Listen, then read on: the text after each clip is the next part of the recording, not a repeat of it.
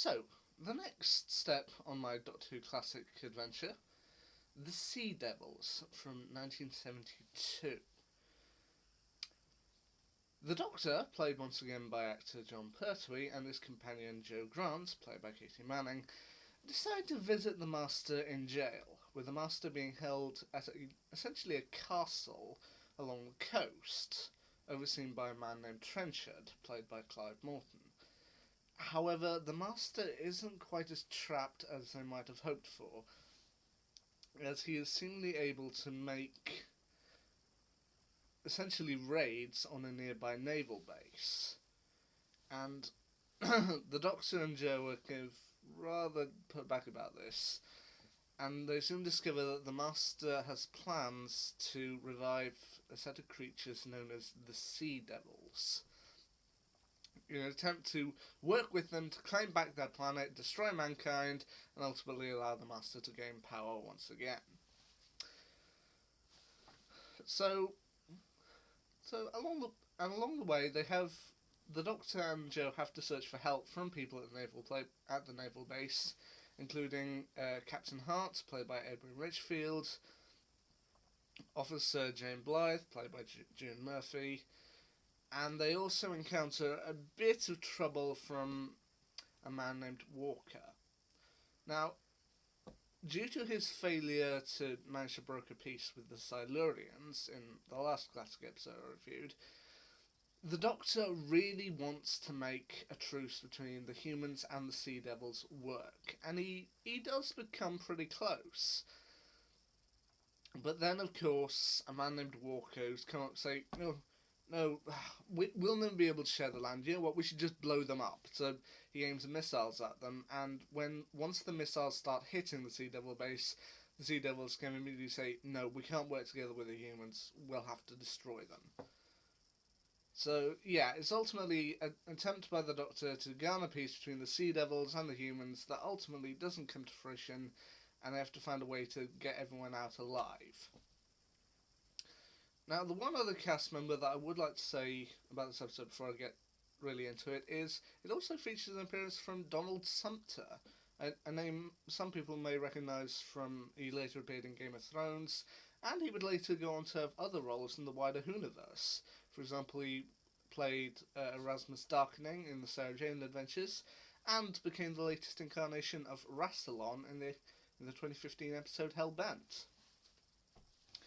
Now, this episode on the whole, I actually think it's pretty good, and it does have another moment that did come back, or that was later mentioned in a New Who episode, in that it has an iconic scene where the Master gave us, do you mind if I have another television myself?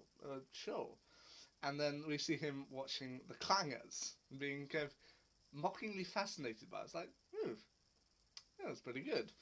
To which, of course, New Who would later kind of reference that scene in the 2007 episode The Sound of Drums, when John Sims Master ends up watching the Teletubbies. so evidently this story does leave an impact.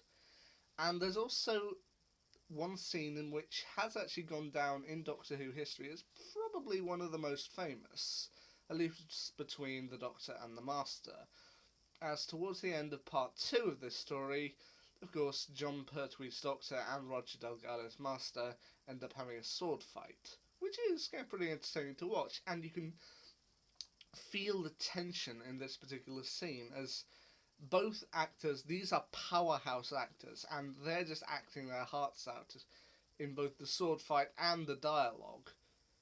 In that they're fighting.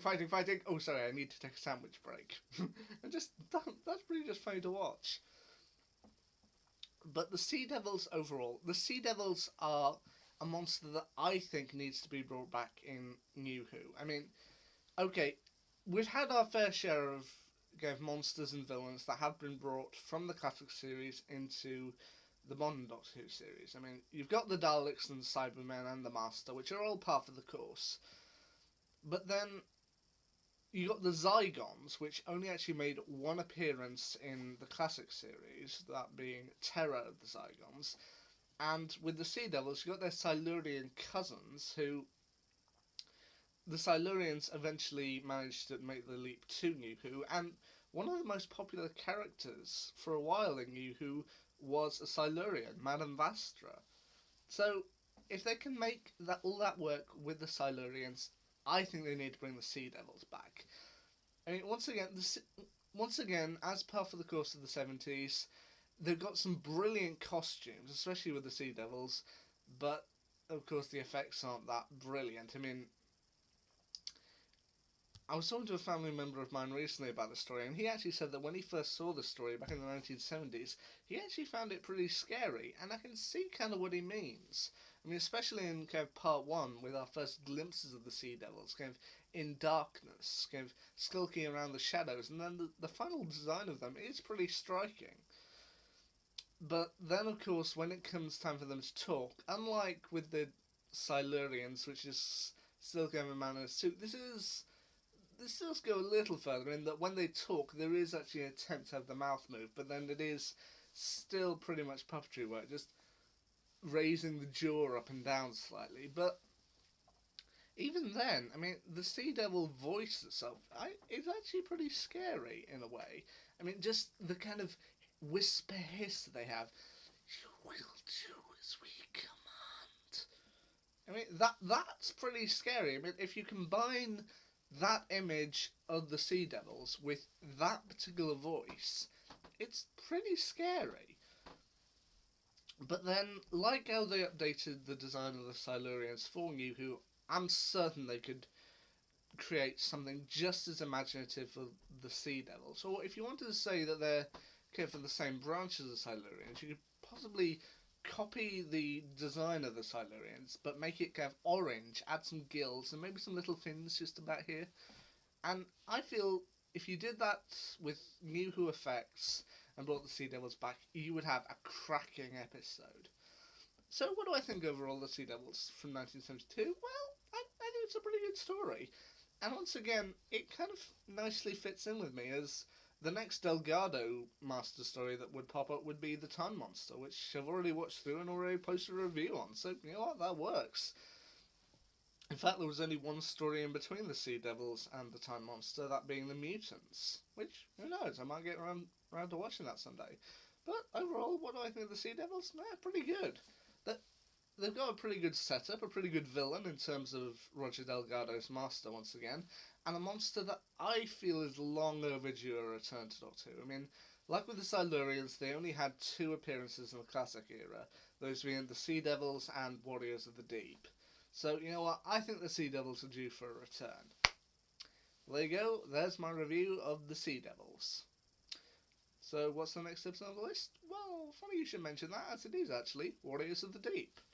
When I've watched that through and accumulated it, I'll let you know. Until then, see ya.